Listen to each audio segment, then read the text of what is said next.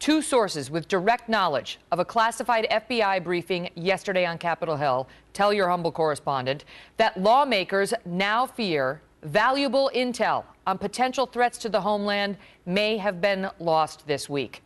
The reason? A federal magistrate judge showed up at the hospital where the second bombing suspect is being held and was being interrogated, and that judge read the suspect his Miranda rights.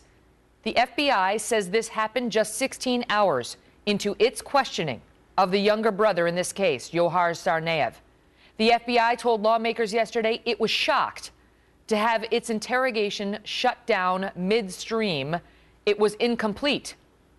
They say the suspect had been providing valuable intelligence until that magistrate judge and accompanying lawyers, one prosecutor, one defense attorney, showed up, and upon being read his rights, he stopped talking.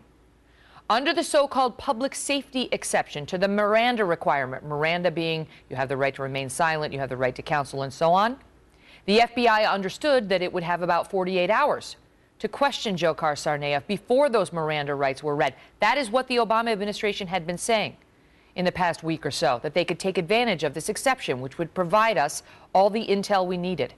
However, the DOJ filed a criminal complaint against Tsarnaev on Monday, April 22nd, which appears to have resulted in the FBI's interrogation being prematurely terminated.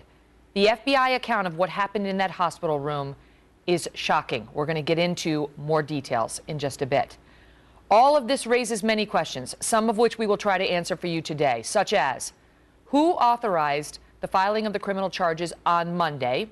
Who arranged for this magistrate judge to Mirandize the suspect just a few hours later? Did it have to happen just a few hours after that?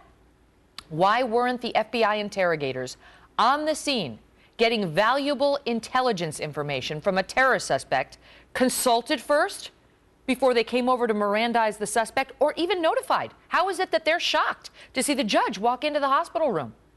And has our national security now been compromised, as some top officials on Capitol Hill say they fear? Much more on that in moments.